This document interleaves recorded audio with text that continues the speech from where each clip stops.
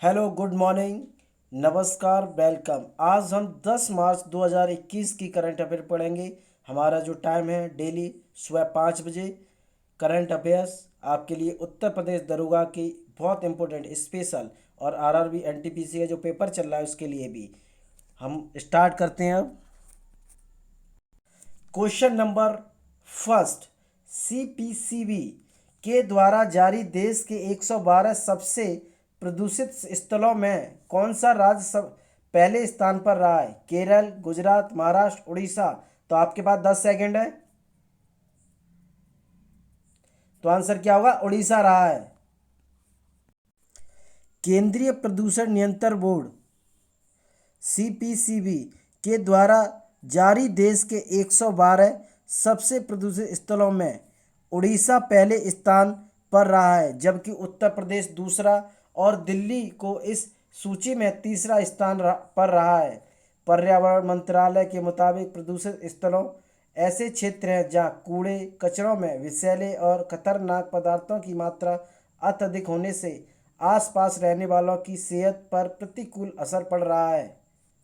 Question number second, हाल ही में Adani green energy की इकाई ने गुजरात के कच्छ में कितने मेगावाट का पवन ऊर्जा संयंत्र चालू किया है? 500 मेगावाट, 100 मेगावाट, 200 मेगावाट, 300 मेगावाट। आपके पास 10 सेकंड है।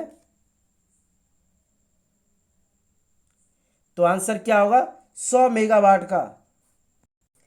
अदानी ग्रीन एनर्जी ने हाल ही में कहा कि उसकी इकाई Adani wind energy Kutch 3 limited ने गुजरात के कच्छ में 100 मेगावाट का पवन ऊर्जा संयंत्र चालू किया है। इस संयंत्र के चालू हो जाने के साथ कंपनी की कुल परिचालन क्षमता 497 मेगावाट तक पहुंच गई है। अदानी ग्रीन एनर्जीज लिमिटेड की कुल अक्षय ऊर्जा क्षमता 14,815 मेगावाट हो गई है। इसमें 11,470 मेगावाट ऐसी क्षमता है जिसके लिए ठेके दे दिए गए हैं और फिर निर्माण के विभिन्न स्तरों पर है। क्वेश्चन नंबर थर्ड, ग्रामीण भारत की 1 मिलियन महिलाओं की सहायता के लिए गूगल ने किस नए प्लेटफॉर्म को लॉन्च किया है? B man Shakti, B man Shakti Nayak, B man bill wave, B man mission wave. तो आपके पास 10 सेकंड है। तो आंसर क्या होगा? बी मैन बिल वेव। गूगल ने हाल ही में बी मैन बिल वेव प्लेटफॉर्म लॉन्च किया जो ग्रामीण महिला उद्यमियों को कम्युनिटी सपोर्ट, मेंटरशिप और एक्सीलरेटेड प्रोग्राम में मदद करेगा। यह अंग्रेजी और हिंदी भाषाओं में है। गूगल के सीईओ पिचाई के अनुसार इसे खास तौर पर उन महिलाओं के लिए तैयार किया गया है जो एंटरप्रेन्योरशिप करना चाहती हैं। गूगल ने इसे वर्चुअल गूगल फॉर इंडिया कार्यक्रम के तहत लॉन्च किया है। क्वेश्चन नंबर फोर, राजस्थान और किस राज्य के पूर्व राज्यपाल न्यायमूर्ति अंशुमान सिंह का हाल ही में निधन हो गया है? झारखंड, बिहार, गुजरात। इनमें से कोई नहीं। आपके पास 10 सेकंड है। तो आंसर क्या होगा? गुजरात। राजस्थान और गुजरात के पूर्व राज्यपाल न्यायमूर्ति अंशुमन सिंह का हाल ही में निधन हो गया है। न्यायमूर्ति सिंह को 1998 में गुजरात का राज्यपाल नियुक्त किया गया। वे जनवरी 1999 से मई 2003 तक राजस्थान के राज्यपाल रहे। न्यायमूर्ति सिंह इलाहाबाद उच्च न्यायालय के न्यायाधीश थे और 1997 में उन्हें राजस्थान उच्च न्यायालय का कार्यवाहक मुख्य न्यायाधीश बनाया गया था। क्वेश्चन नंबर 5, प्रधानमंत्री नरेंद्र मोदी ने हाल ही में वीडियो कॉन्फ्रेंसिंग के माध्यम से भारत और किस देश के बीच मैत्री सेतु का उद्घाटन कर दिया है? बांग्लादेश, नेपाल, चीन, पाकिस्तान। आपके पास 10 सेकंड है। तो आंसर क्या होगा? बांग्लादेश के साथ।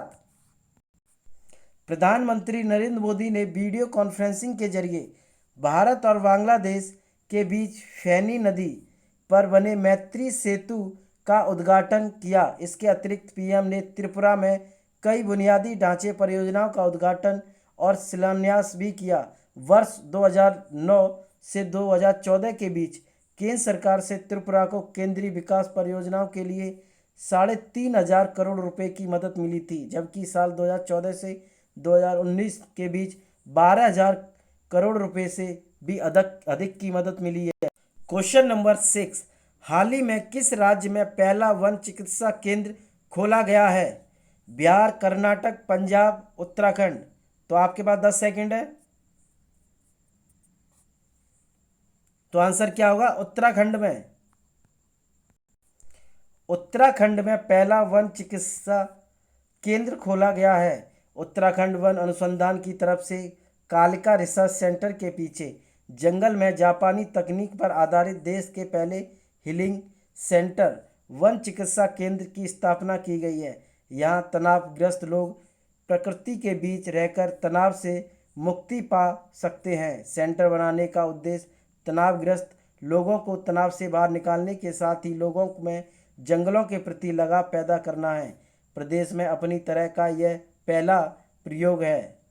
क्वेश्चन नंबर 7, महिला उद्यमियों को समर्थन एवं सहायता प्रदान करने के उद्देश्य से किस बैंक ने हाल ही में स्टार्टअप उन्नति नाम से एक कार्यक्रम की शुरुआत की घोषणा की है? HDFC बैंक, एक्सिस बैंक, देना बैंक, SBI बैंक। तो आपके पास 10 सेकंड है। तो आंसर क्या होगा? HDFC बैंक ने।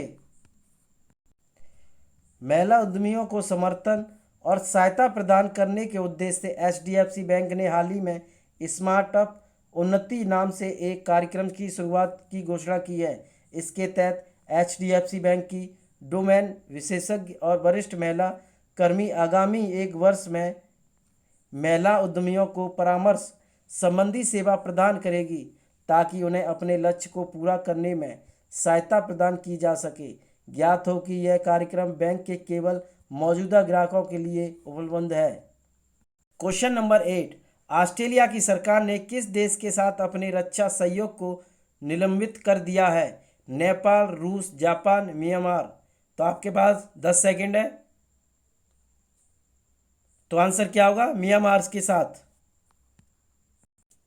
ऑस्ट्रेलिया की सरकार ने म्यांमार के साथ अपने रक्षा सहयोग को निलंबित कर दिया है और उस मानवीय सहायता को पुनर्निर्देशित करने का फैसला किया है जो ऑस्ट्रेलिया म्यांमार की सरकार को प्रदान कर रहा था। यह निर्णय म्यांमार सरकार के तख्तापलट और म्यांमार में ऑस्ट्रेलिया नागरिकों को हिरासत में लेने के बाद द्वारा लिया गया है। क्वेश्चन नंबर 9, PV सिंधु ने Swiss open super badminton tournament में कौन सा पदक हासिल किया है? कांस्य पदक, स्वर्ण पदक, रजत पदक, इनमें से कोई नहीं। तो आपके पास 10 सेकंड है। तो आंसर क्या होगा? रजत पदक प्राप्त किया है। PV सिंधु ने Swiss open super badminton tournament में रजत पदक हासिल किया है। महिला सिंगल फाइनल में सिंधु को विश्व की तीसरी वरीयता प्राप्त खिलाड़ी स्पेन की कैरोलिना मारिन ने 21-12, 21-5 से पराजित किया। सिंधु ने सेमीफाइनल में डेनमार्क की मिया ब्लिसफेल्ड को 22-20, 21-10 से हराया था। सिंधु 13 टूर्नामेंट के बाद पहली बार किसी प्रतियोगिता के सेमीफाइनल में पहुंची थी। क्वेश्चन नंबर 10, किस राज्य में देश का पहला ट्रांसजेंडर कम्युनिटी डेस्क स्थापित किया गया है? पंजाब, बिहार, गुजरात, तेलंगाना। तो आपके पास 10 सेकंड है। तो आंसर क्या होगा? तेलंगाना। तेलंगाना राज्य में देश का पहला ट्रांसजेंडर कम्युनिटी डेस्क स्थापित किया गया है। तेलंगाना की राजधानी हैदराबाद के काचीबोलिवी पुलिस स्टेशन में साइबराबाद पुलिस के द्वारा ट्रांसजेंडर कम्युनिटी डेस्क को लॉन्च किया गया है। तेलंगाना राज्य के वर्तमान CM के चंद्रशेखर राव और वहाँ के राज्यपाल तमिलिसई सौंदरराजन हैं। क्वेश्चन नंबर 11, हाल ही में किस देश ने सार्वजनिक जगहों पर बुर्का पहनने पर रोक लगा दी है? जापान, चीन, अमेरिका, स्विट्जरलैंड। आपके पास 10 सेकंड है। तो आंसर क्या होगा? स्विट्जरलैंड ने। स्विट्जरलैंड ने हाल ही में सार्वजनिक जगहों पर बुर्का पहनने पर रोक लगा दी है। बुर्के पर प्रतिबंध लगाने वाला स्विट्जरलैंड पहला मुल्क नहीं है, बल्कि इसके पूर्व कई देशों ने अपने यहाँ बुर्के पर प्रतिबंध लगाया, जबकि फ्रांस पहला यूरोपीय देश है जिसने मुस्लिम महिलाओं पर बुर्का पहनने पर बैन लगाया है। क्वेश्चन नंबर 12, मिथुन ग्रुप के नए अध्यक्ष कौन थे जिनका निधन हुआ है? BN श्रीवास्तव, MG जॉर्ज मिथुन, R का जगदीश, इनमें से कोई नहीं। तो आपके पास 10 सेकंड है। तो आंसर क्या होगा? MG जॉर्ज मिथुन। मिथुन ग्रुप के नए अध्यक्ष MG जॉर्ज मिथुन का घर की चौथी मंजिल से गिरकर निधन हुआ है। वह मिथुन ग्रुप के संरक्षक और दूरदर्शी नेता हैं। MG जॉर्ज मिथुन वर्ष 1979 में मिथुन ग्रुप के प्रबंधन निदेशक पद पर नियुक्त किए गए थे। उसके बाद वर्ष 1993 में उन्हें मिथुन ग्रुप की अध्यक्षता पद पर नियुक्त किया गया। मिथुन फाइनेंस लिमिटेड का मुख्यालय कोची में है और यह की स्थापना 1939 में हुई थी। Question number 13, Matteo Pellicone ranking series में बजरंग पुनिया ने कितने किलो वेट कैटेगरी में गोल्ड मेडल जीता है? 52 kilo weight category, 58 kilo weight category, 65 kilo weight category या 70 किलो वेट कैटेगरी। तो आपके पास 10 सेकंड है। तो आंसर क्या है? 65 किलो वेट कैटेगरी में जीता है। मैटियो पेलिकॉन रैंकिंग सीरीज में बजरंग पुनिया ने तुलगा तुमुर ओचिल को हराकर इस टूर्नामेंट में 65 किलो वेट कैटेगरी में गोल्ड मेडल जीता है, जबकि पिछले वर्ष बजरंग पुनिया ने अमेरिका के जॉर्डन ओलिवर को फाइनल में हराकर टूर्नामेंट में गोल्ड मेडल जीता था। क्वेश्चन नंबर 14, आर्थिक लैंगिक अंतर सूची में भारत किस स्थान पर रहा है? 95वें स्थान पर, 110वें स्थान पर, 149वें स्थान पर, 131वें स्थान पर। तो आपके पास 10 सेकंड है। तो आंसर क्या है? 149वें स्थान पर रहा है। वर्ल्ड इकोनॉमिक फोरम WEF की ग्लोबल जेंडर गैप रिपोर्ट में 2020 के अनुसार भारत दुनिया में 149वें स्थान पर रहा है। हर साल वर्ल्ड इकोनॉमिक फोरम के द्वारा ग्लोबल जेंडर गैप रिपोर्ट जारी करने का उद्देश्य महिलाओं को सशक्त बनाकर अर्थव्यवस्था में उनके अहम योगदान के लिए उन्हें प्रोत्साहित करना है। भारत इस वर्ष पाकिस्तान और अफगानिस्तान से ग्लोबल जेंडर गैप रैंकिंग में पीछे रहा है। क्वेश्चन नंबर 15, भारतीय रेलवे ने किस रेल जोन में मोबाइल ट्रेन रेडियो संचार प्रणाली स्थापित की है? पश्चिम रेलवे जोन, दक्षिण रेलवे जोन, उत्तर रेलवे जोन, इनमें से कोई नहीं। तो आपके पास 10 सेकंड है। तो आंसर क्या होगा? पश्चिम रेलवे जोन में। भारतीय रेलवे मंत्रालय ने ट्रेन चालक दल और नियंत्रण केंद्र एवं स्टेशन मास्टर के बीच सीधे संपर्क स्थापित करने के लिए पश्चिमी रेलवे जोन में मोबाइल ट्रेन रेडियो संचार प्रणाली लॉन्च की है। भारतीय रेलवे पहले से ही 105 रैक में इस मोबाइल ट्रेन रेडियो संचार प्रणाली को तैनात कर चुकी है, जो कि चर्च गेट, विरार और बम्बई के उपनगरीय खंडों में परिचालन करती है। यह मोबाइल ट्रेन रेडियो संचार प्रणाली 300 मिलीसेकंड में पहली बार आपस में संचार सुविधा को कनेक्ट करेगी। Question number 16, Kotak Mahindra bank के अतिरिक्त स्वतंत्र निदेशक पद पर किसे नियुक्त किया गया है? रामपाल खन्ना को, गोपाल अय्यर को, अशोक गुलाटी को, विवेक सिंबल को। तो आपके पास 10 सेकंड है। तो आंसर क्या है? अशोक गुलाटी को। कोटक महिंद्रा बैंक के अतिरिक्त स्वतंत्र निदेशक पद पर अशोक गुलाटी को अगले 5 वर्ष के लिए नियुक्त किया गया है। अशोक गुलाटी को उच्चतम न्यायालय द्वारा नियुक्त की गई 4 सदस्य समिति कृषि कानूनों के प्रबल समर्थक के रूप में भी सदस्य नामित किया गया है। कोटक महिंद्रा बैंक की स्थापना 2003 में हुई थी। इसका मुख्यालय बम्बई में है और इसके संस्थापक उदय कोटक हैं। Question number 17, Federal Reserve Bank की प्रथम बीपी और सीईओ कौन बनी है? लैनसन हेनरी, नूरिन हसन, विन टी वेटन, इनमें से कोई नहीं। तो आपके पास 10 सेकंड है। तो इसका आंसर क्या होगा? नूरिन हसन। भारतीय मूल्य की नूरी हसन को फेडरल रिजर्व बैंक की बीपी और सीईओ के रूप में नियुक्त किया गया है। वह न्यूयॉर्क में स्थित फेडरल रिजर्व बैंक के उपाध्यक्ष और मुख्य परिचालन अधिकारी के रूप में नियुक्त होने वाली पहली महिला भी बनी है। नूरिन हसन को यह पद उनके 25 वर्षों के रणनीतिक, डिजिटल परिवर्तन, साइबर सुरक्षा और विनियामक में विशेषता के आधार पर दिया गया है। क्वेश्चन नंबर 18, लक्ष्मी नारायण भट्ट का निधन हुआ है। वह एक प्रसिद्ध क्या थे? कवि, लेखक, राजनेता, इनमें से कोई नहीं। आपके पास 10 सेकंड है। तो आंसर क्या होगा? कवि थे।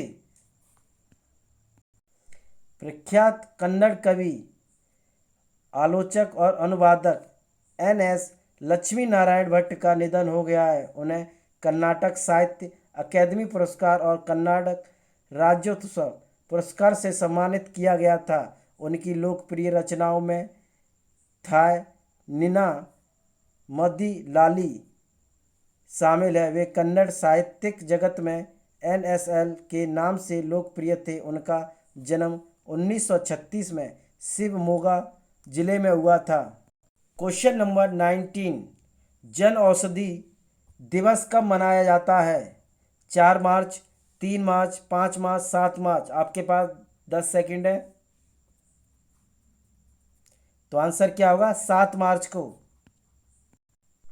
वीडियो कॉन्फ्रेंसिंग के माध्यम से प्रधानमंत्री नरेंद्र मोदी ने जन औषधि समारोह को संबोधित कर शिलान्यास में 7500वां जन औषधि केंद्र राष्ट्र को समर्पित किया।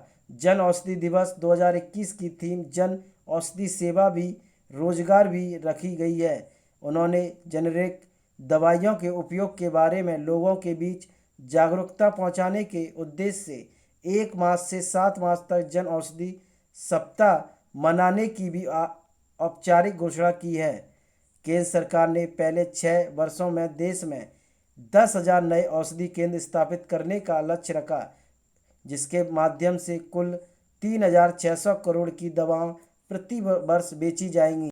Question number 20, orbital assembly corporation ने किस वर्ष तक दुनिया का पहला अंतरिक्ष होटल खोलने की घोषणा की है? वर्ष 2022, वर्ष 2024, वर्ष 2025, वर्ष 2027। आपके पास 10 सेकंड है।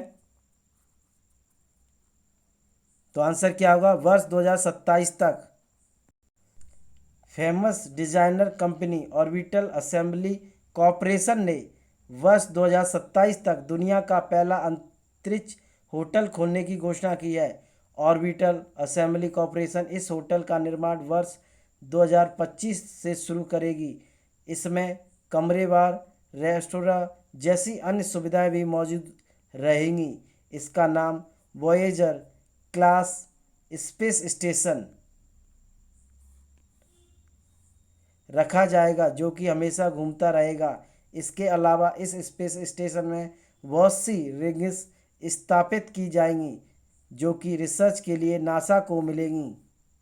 क्वेश्चन नंबर 21, दीर्घकालिक विकास लक्ष्य का कौन सा संस्करण लॉन्च करने की घोषणा की गई है?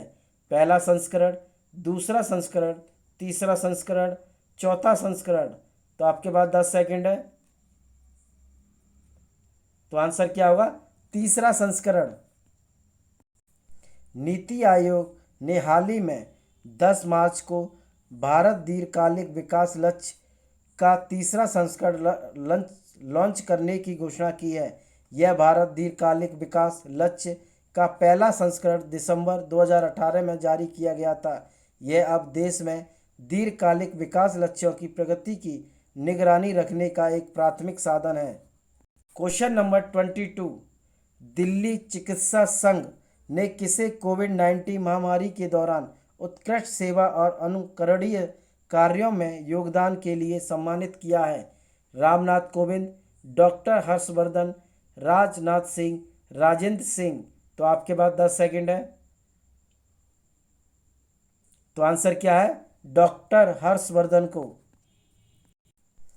दिल्ली चिकित्सा संघ ने केंद्रीय स्वास्थ्य और परिवार कल्याण, विज्ञान प्रौद्योगिकी तथा पृथ्वी विज्ञान मंत्री डॉक्टर हर्षवर्धन को नई दिल्ली में होटल दी ललित में कोविड-19 महामारी के दौरान उत्कृष्ट सेवा अनुकरणीय कार्यों में योगदान के लिए सम्मानित किया गया है। क्वेश्चन नंबर 23, हाल ही में किस मंत्रालय ने सिल्क सेक्टर में कृषि वानिकी को बढ़ावा देने के लिए केंद्रीय रेशम बोर्ड, वस्त्र मंत्रालय के साथ समझौता विज्ञापन पर हस्ताक्षर किए हैं? सांस्कृतिक मंत्रालय, खेल मंत्रालय, कृषि एवं किसान कल्याण मंत्रालय या वित्त मंत्रालय? आपके पास 10 सेकंड है। तो आंसर क्या है? कृषि एवं किसान कल्याण मंत्रालय ने। कृषि एवं किसान कल्याण मंत्रालय ने हाल ही में रेशम क्षेत्र में कृषि वानिकी के कार्यक्रम के लिए एक अभिसरण मॉडल पर केंद्रीय रेशम बोर्ड, वस्त्र मंत्रालय के साथ समझौता विज्ञापन पर हस्ताक्षर किए हैं। इस समझौता विज्ञापन का उद्देश्य किसानों को रेशम पालन आधारित कृषि वानिकी मॉडल अपनाने के लिए प्रोत्साहित करना है। क्वेश्चन नंबर 24, भारतीय महिला पहलवान विनेश फोगाट हाल ही में कितने किलो भार वर्ग में विश्व की नंबर 1 पहलवान बन गई हैं? 52 किलो वेट कैटेगरी में, 58 किलो कैटेगरी में, 65 किलो कैटेगरी में, 70 किलो कैटेगरी में? तो आपके पास 10 सेकंड है। तो आंसर क्या है? 65 किलो वेट कैटेगरी में। भारतीय महिला पहलवान विनेश फोगाट ने हाल ही में 65 किलोग्राम भार वर्ग में विश्व की नंबर 1 पहलवान बन गई हैं। उन्होंने हाल ही में माटियो पेलिकॉन रैंकिंग कुश्ती में फाइनल मुकाबला जीतकर यह मुकाम हासिल किया है। साथ ही में भी एशियाई खेलों में गोल्ड मेडल जीतने वाली पहली महिला भारतीय पहलवान हैं। हमारे चैनल को लाइक, शेयर, सब्सक्राइब ज़्यादा से ज़्यादा करें। अगर कोई भी मिस्टेक आपको पता पड़ती है उसके लिए कमेंट करके ज़रूर बताएं। Thank you.